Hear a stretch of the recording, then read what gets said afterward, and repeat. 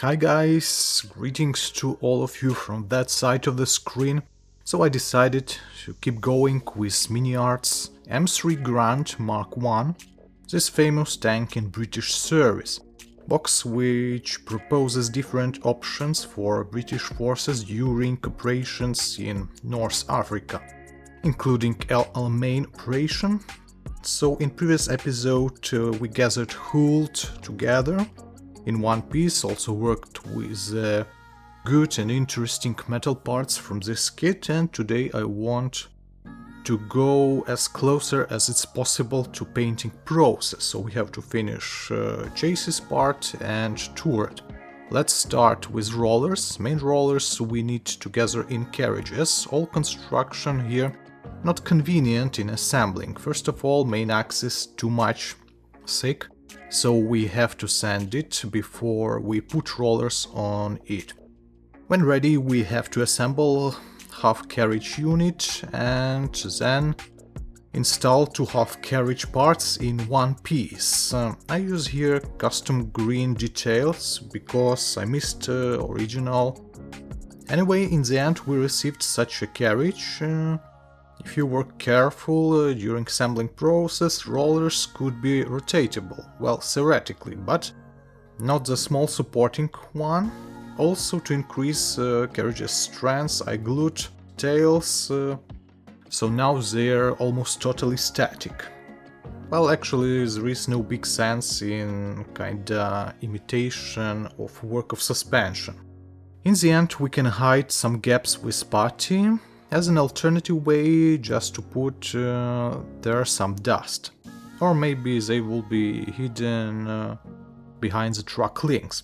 So we have carriages with not perfect construction here, but the main problem would be painting process of rubber bandages of these rollers, because we have here now together rollers and carriages and there is no way to divide them. Also, I want to install carriages on the hull, so separate painting here not an option, I guess. Okay, putty dries up, we can install real rollers. They also could be workable theoretically, but there is also no big sense in it. These rollers kinda a little bit interesting, they have in-box metal rings from both sides, so I just fix them with super glue gel, that metallic stuff, and glued that rollers on a tank. But just now I realized that maybe that was a little bit mistake, because I installed both rear and front rollers, and now it might be difficult to put truck links and then remove them for painting purposes. By the way, what about that caterpillars? I actually finished one side. Looks not bad. We also optionally can install such as skirts and partially hide these caterpillars from the upper side and hang on them different banks and satchels from this set. And as for truck links, they consist from three types of details from this box. Outer detail of truck link with relief, inner flat part. They should be connected together like a sandwich, and a lot of connectors. Also, theoretically, these caterpillars could be workable, but it's much easier just to glue everything here with a glue and make them static. In other case, it takes million years to finish them. And I didn't see anywhere in this box or instructions that this is workable truck links. No information about them. So I think they static. By the way, I tried to remove drive sprocket and I can do that due to small amount of glue. So actually there would be no problems with the disassembling of caterpillars, and I would be able to paint them separately and then install back on this tank. So what now? I prepared three groups of details for one side. Instruction tells us to prepare details for 79 truck links, but it seems that with 80 links it would be easier to fit them on the tank. So you have to remove all that 3 group of details from frames and then clean them from extra plastic, and that process very boring. So when all details prepare, I put on a table outer part of the track links, then put connectors and adjust upper flat part of the track link, and fix everything here with a glue, extra thin modeling glue. When ready, we received straight long caterpillar, which still flexible. So before glue completely dries up, we wrap our rollers with this caterpillar. And the best thing with these track links is that both sides of them equal, so we can't put in any way. Bend everything and fix it, for example, with modeling tape. Just temporary. From upper side we can put some stuff which provide correct position to links, so looks good. Final flat detail would be installed during painting works. Finally we finish with caterpillars, one of the most boring and routine stage of work on this kit and in tank model kits in 1-35 in general. We have prepared skirts as well. I applied their small amount of putty because it was difficult to remove the details from the sprue without damage. Unfortunately, we can't glue them right now because painting works with rollers and trucks became even more inconvenient.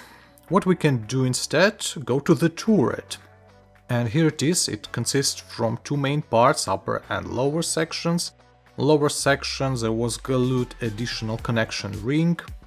Turret has a lot of options, and this kit in general, for example, side small hatches, they could be assembled in both open or closed position, and we can say it about all hatches in this kit. But there is no sense in it because this is not interior kit, but if you want you can purchase an interior kit as well. Also we can install a mortar inside, we have it in a kit. But I decided to put here protectional plank instead, which looks better as for me. Also we have several options with antennas. And minor differences in cupola depends on machine gun, and the most interesting variation dedicated to this turret, so we can install or not upper turret machine gun. And even if you decided to do that, you have 2 machine guns, more simplified version, or another machine gun that could be upgraded with the metallic stuff. So second option is for me, is a better choice. So we will take upgraded machine gun, I cut off piece of barrel according to instruction and insert metallic part from the inbox photo etched set. When ready, put cutted piece of the barrel on its place, and that looks much better than simplified version of MG. Unfortunately, there is upgraded for barrel only for this top machine gun, but not for another one that we have already installed. And if you're interested how we could bend such a rounded detail for machine gun from flat piece of metal, well, I use that detail inserted with a small drill into pliers and then bend a detail carefully. That gives me initial bend point, and then you can bend the rest part of it. You can round it on a table kinda this way, and due to that metallic is thin here, it's not difficult work. And we received such additional machine gun, it looks great. Actually, I am glad that I decided to put it on a top, but not painting options include this machine gun, but I think it's not a big deal if we use it for any of that painting options. Also, as you see, there was used small amount of putty to smooth connection points between 2 main sections of the turret. So what left? We have to install several small details from plastic and metal, like this one on the front part of this tank mostly, and paint it. I'm thinking about painting options, and I guess I decided to choose single tone desert camo. Maybe it's too much simplified, but why not? Also, not bad option as for me with a blue top, but instruction tells us that in real that might be not the blue but greenish color. Anyway, all options here not bad, but camouflage options a little bit more complicated than single tone one. And hopefully the most difficult part of this kit, complicated photo-etched set on the rear section of the tank and caterpillars assembling, finished, and the minor amount of details left and painting works as well.